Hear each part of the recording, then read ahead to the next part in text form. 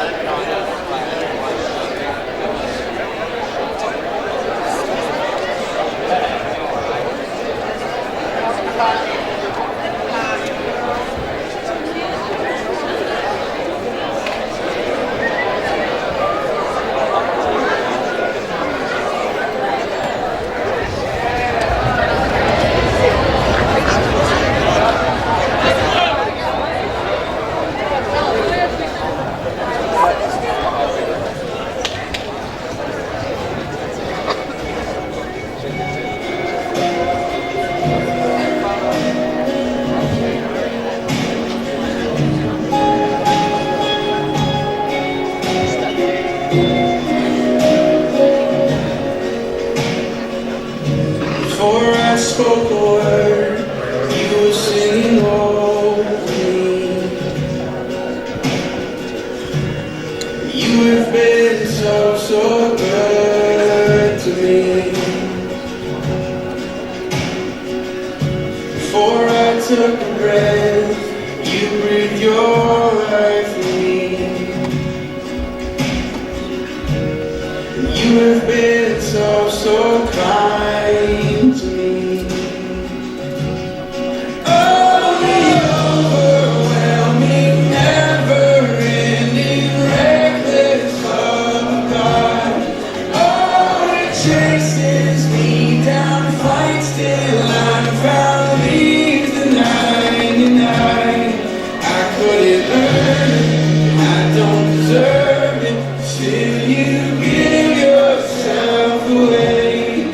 Oh, the overwhelming, never-ending, reckless love of God. Yeah.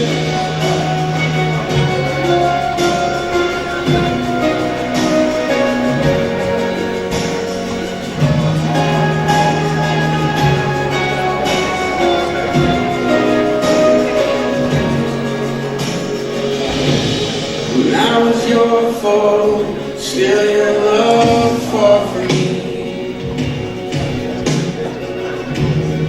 You have been so, so good to me. When I felt no worth, you paid it all for me. You have been so, so kind to me.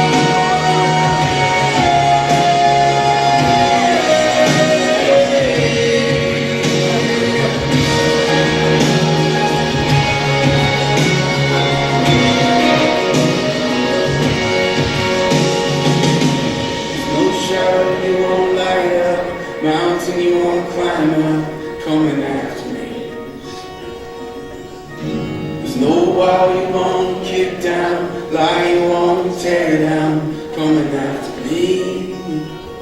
There's no shadow you won't light up, mountain you won't climb up, coming after me.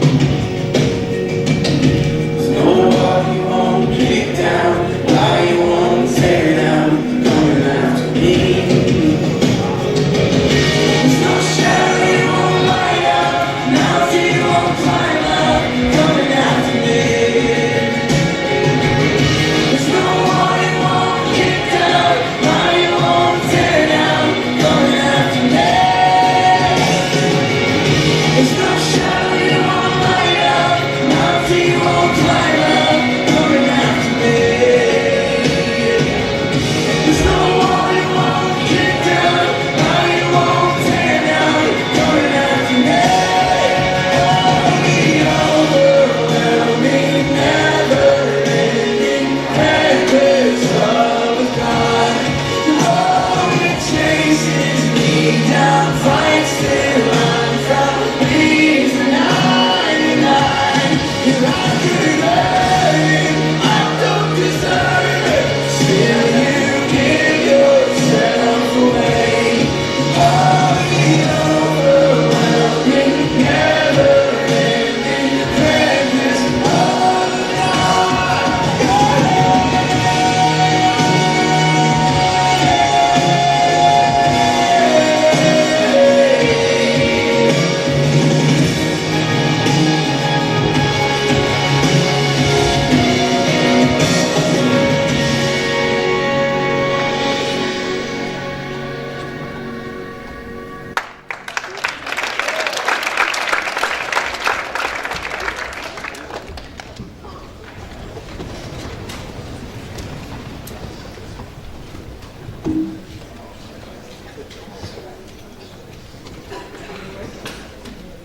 Okay, all of our microphones are over with all grandparents, so y'all are gonna, can y'all hear me?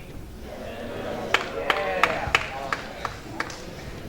If you can't, like, if I get tired and just start, which I might get tired. There's a 6-week-old in my house. So if I get tired and get quiet, y'all just give me one of these. Realize I can do that. Thanks. Let's pray and we'll get started. Father, Son, and Spirit, thank you so much for giving us this time. I pray that you would help us to see your word clearly so that we might better understand you and your love for us and ourselves. In your son's name we pray.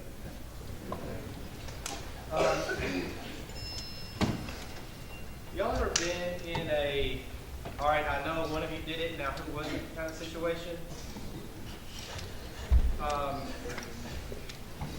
I guess it's kind of a tradition for me to start chapels off with telling you a story about something stupid I did when I was a kid, so let's see if we keep that going. One time when I was a kid, my dad, well, he still has it actually, not just when I was a kid. There's a closet, you go in my parents' garage, there's a closet right there, and this is the hunting closet. Like, that's where all of the camouflage stuff is, not hanging on the hangers, it's in a pile on the floor, because it's hunting. And there's muddy boots in there, and there's a gun safe in there, and we hunt during muzzleloading season, so that means there are these jars about yay big full of gunpowder. And, okay, I'm 13, and there's a jar of gunpowder. We're going to have this supply. So I took a milk jug, emptied out the milk jug, put about yay much gunpowder in the bottom of the milk jug, and then shot a bottle rocket down into the milk jug, like lit the bottle rocket, like pointing downwards into the milk jug, and then ran away. And like by run away, I mean like, so here's where the milk jug is. I get about right here, just like, this is me like protecting myself. It's like somehow if I'm a smaller target, I'm gonna like die less. I mean, it worked. I didn't die, and it was awesome. I wish I could tell you I have no regrets. I'll go ahead and do that. I have no regrets. It was an awesome idea. When my parents get home, and there's like a hole that deep in the backyard, and there's a like charred branch of the tree. Why did you do it right under a tree, Justin? Why would you do that? And me and my brother were home, and I mean, y'all know him. We are both capable of blowing a hole in the backyard. So we had to have this whole, all right, I know one of you blew a hole in the backyard. Which one of you was it? I hate those conversations. Jesus had a similar conversation. We're going to try to talk about it a little bit today. Do y'all have a Bible? Looks like only the people who sit near the Bible bucket. Awesome. And Hutch. I'm proud of you, Logan. You're a man. There's a big blue Bible that's going to pop up on the screen miraculously right now. Oh, yes. It's working just as I expected.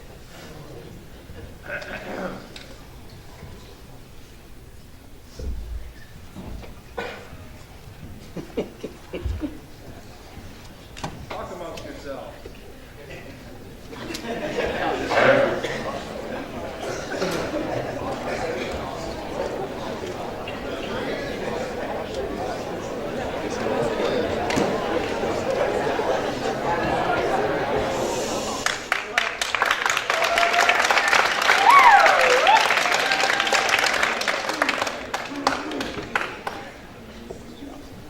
We're going to read the whole, like all of John chapter 9. It's 42 verses, and that seemed like a lot for you to just have to keep in your head, so I want you to be able to see it. Y'all follow along with me. Find a way. As he passed by, that's Jesus. Notice that he is capitalized. As he passed by, he saw a man blind from birth, and his disciples asked him, Rabbi, who sinned, this man or his parents, that he would be born blind? Good question. Jesus answered, it was neither this man's sin nor his parents, but it was so that the works of God might be displayed in him. For we must work the works of him who sent me as long as it is day. Night is coming when no one can work. While I am in the world, I am the light of the world. When he had said this, he spat on the ground and made clay of the spittle. I love that that word is in the Bible. Moving on. And applied the clay to his eyes and said to him, Go, wash in the pool of Siloam, which is translated sent. So he went away and washed and came back seeing. Therefore the neighbors and those who previously saw him as a beggar were saying, Is not this the one who used to sit and beg? Others were saying, This is he. Still others were saying, No, but he is like him. He kept saying, I am the one. In I think it's ESV. Does anyone have one where it says there, I am the man? I wish it said that. I should have put that on here. He kept on saying, I am the man. I love that. We're going to stop there for a second. Would you pray with me? Father, Son, and Spirit, thank you so much for giving us the gift of your word. I pray that you would give us wisdom to understand it. It's in your Son's name we pray. Amen. Okay. I'm guessing this is not a new story to y'all. Jesus healing the blind person. You might be familiar with the idea that Jesus did that several times. This is the grossest one, so obviously I picked it. Jesus, he's just walking along, and they happen to see a blind guy, and his disciples have the, all right, somebody screwed up, now who was it conversation that we are all so unfortunately familiar with.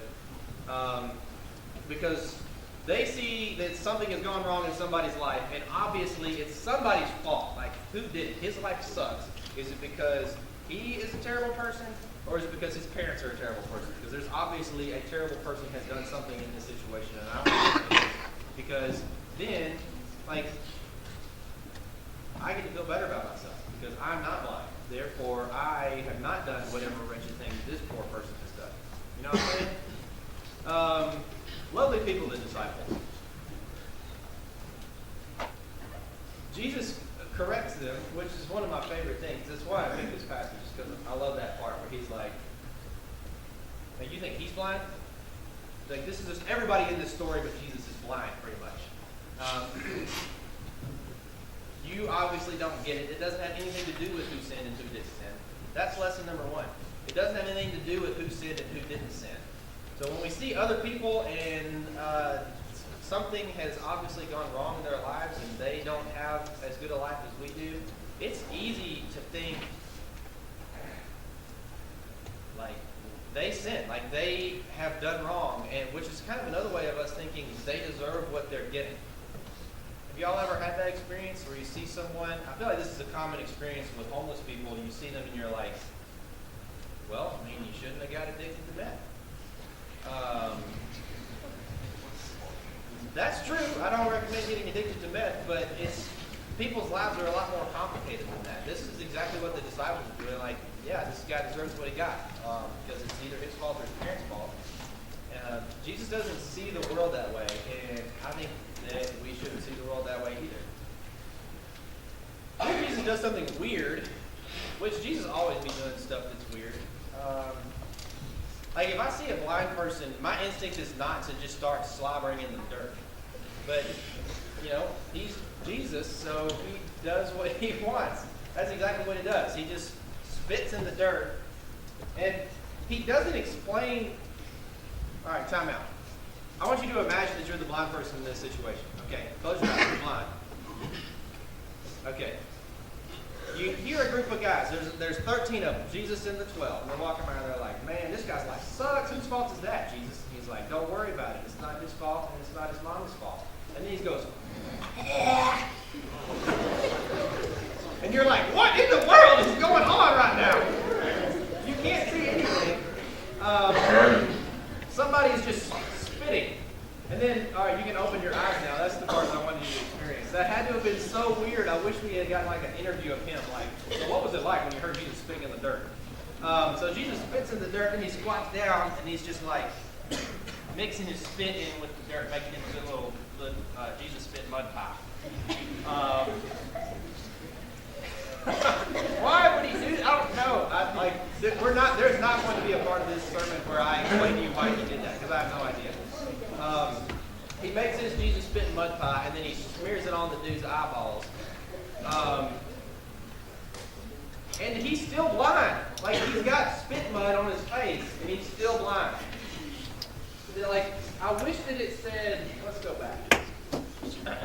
He spat on the ground and made clay of the spittle, and applied clay to his eyes and said to him, go wash in the pool. Like, he rubs spit mud on his eyeballs. It's like, all right, now you gotta go take a bath because you got spit mud on your face. It's like, dude, you did that. You put it on my face. No wonder I have to take a bath. Jesus heals blind people several other times in the New Testament. Sometimes he just touches them like a be healed kind of thing. Sometimes he skips the mud part and he just puts spit on their eyes. I don't know what the deal is with spit and eyes. Don't try this at home, kids. He never heals a blind person the same way twice. And I think that's important because sometimes, this I guess is my second point. Sometimes when I have seen Jesus work in my life, I expect him to work the same way in other people's lives. And when he doesn't, it's easy for me to think, oh, well, Jesus isn't involved in that. He's not related to that person in the same way that he related to me. Therefore, Jesus isn't in that situation. It works the other way around too sometimes. Like I see Jesus in someone else's life and I think like, wow, they went on a mission trip and had a wonderful experience with God. I went on the same mission trip and didn't have a wonderful experience with God, so Jesus must not be involved in my life. Because we expect sometimes Jesus to relate to all of us in the same way. And he just doesn't. That makes a lot of sense to me. At least when I think about it. I'm very different from my brother. And I have a very different relationship with my dad than my brother does. Of course, because I'm different and he's a good dad. So he loves me no more, no less than he loves my brother, but he loves me very differently than he loves my brother. That just makes sense. So when we see Jesus having a different relationship with other people, that's normal. That makes sense. He doesn't heal all the blind people the same way. Moving on. I am the man, he says. So they were saying to him, how then were your eyes open? So he goes to the pool and he bathes and then he can see. He answered, the man who is called Jesus made clay. He doesn't exactly explain how he made the clay, which I don't blame him for that. And anointed my eyes and said to me, go to Siloam and wash. So I went away and washed and I received sight. And they said, where is he? He said, I do not know. I was just blind. I feel like that was in his undertone. Like, which way did he go? Like, did you not hear the part of the story where I was blind when he left? I don't know where he is. they brought to the Pharisees the man who was born formerly blind. So they're like, all right, we got to go to church and get this figured out. There's some voodoo going on up in here. Now, it was Sabbath on that day. That means Saturday, not Sunday. That's confusing. You'll Google that. When the Pharisees also were asking him again how he received his sight, he said to them, he applied clay to my eyes, and I watched, and I see, same as I told the other people. Therefore, some of the Pharisees were saying, this man is not from God because he does not keep the Sabbath. But others were saying, how can a man who is a sinner perform such signs? It's a valid question. You're not supposed to be doing stuff on church day, so therefore he is not from God. But if he is not from God, how is he making people who were blind being able to see? Makes sense. I get it. Way to go, Pharisees. And there was a division among them. So they said to the blind man again, what do you say about him since he opened your eyes? I don't know what they expected. To be like, yeah, he's the devil. Let's string him up. He made me see. So the blind man says he is a prophet. The Jews did not believe it of him that he had been blind and had received sight until they called the parents of the very one who had received his sight and questioned him, saying, is this your son who you say was born blind? How then does he now see? Now, so we had this whole trial thing. I'm going to skip ahead and tell you the gist of what happened. You can read it for yourself. There it goes. It was a cool story. So they're having this trial, and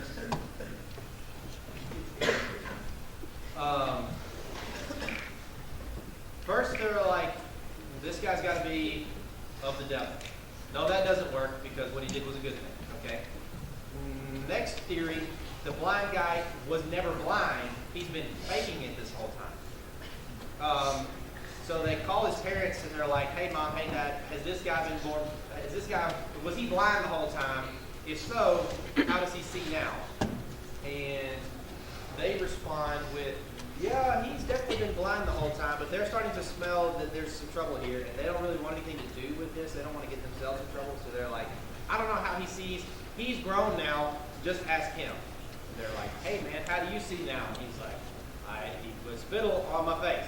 He asked me to wash in the pool of Siloam. We've been over this over and over again. It's got to be a frustrating situation for this guy. It's his first time he's ever been able to see, and the first time he sees with all of this bullcrap going on, I would want to look like he's blind. This is a terrible day. He should be like running and jumping and like, oh my gosh, I never knew trees looked like that. But no, he's like arguing with a bunch of church people. I feel frustrated for him. That's sad. I have already told you, and you did not listen. Why do you want to hear it again? These are valid questions. They're trying to figure out what in the world is going on with Jesus because they don't get it. They are blinder than this guy ever was. All they can see are the rules, and they can't see the relationship. Yes, it was a Sabbath. Yes, it says that you're not supposed to do any work on the Sabbath. But they spend so let me tell you a little bit about the Pharisees. Here's what they did. They had this book. They had many books. They like books. I get that. Where they would write down, like trying to figure out every little detail of the law. Because the law is important, don't get me wrong. But they took it too far. I feel like we can see that here in this story. So in the law it says you're not allowed to water your plants on the Sabbath day, because that would be work. Makes sense. So the Pharisees asked, well, what about spitting? Spit is water. What if you spit and it lands on a seed? You have now watered crops on the Sabbath, and you are an abomination before the Lord. But you can't be held accountable for like if I spit really far, I don't know if there's seeds over there, so that's not really my fault. But if I spit and there's a seed right there, I should know better. Like look down, make sure there's no seeds, spit, you're good.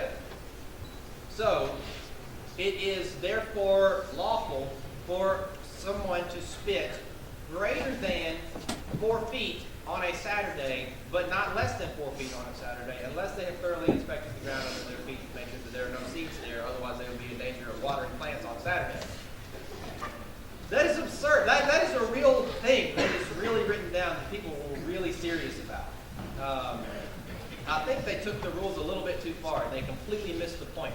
Jesus elsewhere says that the Sabbath was made for man, not man for the Sabbath. The law was made for relationship, not the other way around. Jesus saw that this man is a human being. He's a child of God. He is more valuable than any rules that we might be misunderstanding. The Pharisees just completely don't get it. It makes me sad. That happens to us sometimes. That happens to me sometimes, where the rules that I think are important that we follow, maybe the rules that I live my life by, I can sometimes get so focused on them that I forget to focus on people, which is exactly what Jesus does. We worship a God who is Father, Son, and Spirit. He's never been alone. He's always been in relationship. He's always been a relationship, and the relationship is what he's all about. That's what the Pharisees didn't get. That's what Jesus does get, and I think we should follow in his footsteps. We're going to stand together and worship. Would you stand and pray with me?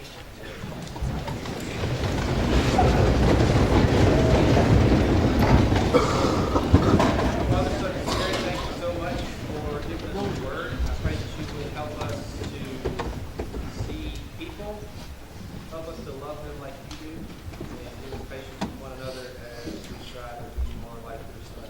In his name we pray.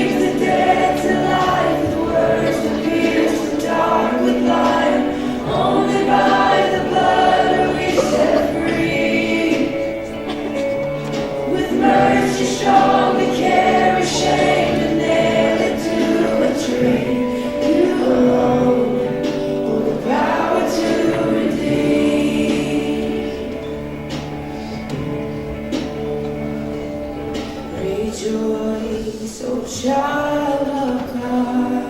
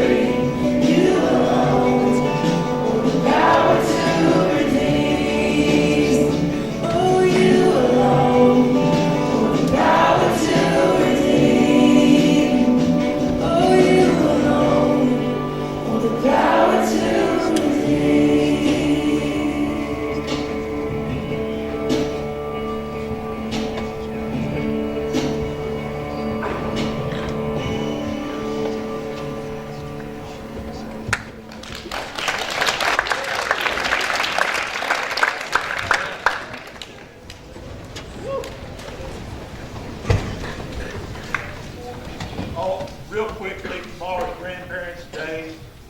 I need all car drivers. Students park on the high school lot. You're going to park in the field just like we've done every year in the morning. Plan for that, so make sure that you, it's probably a little bit soft, but I think it's going to be fine tomorrow after a day of sunshine. So you're going to park out there. The teachers will be moving that either out there or they'll be move off campus on the other side to the church. So we've got to clear the parking lot for grandparents tomorrow, so we need to do that. When we dismiss out of here, I want everybody else to go except for seniors, and then I want the seniors to move right down front here. Everybody understand? Yes, sir.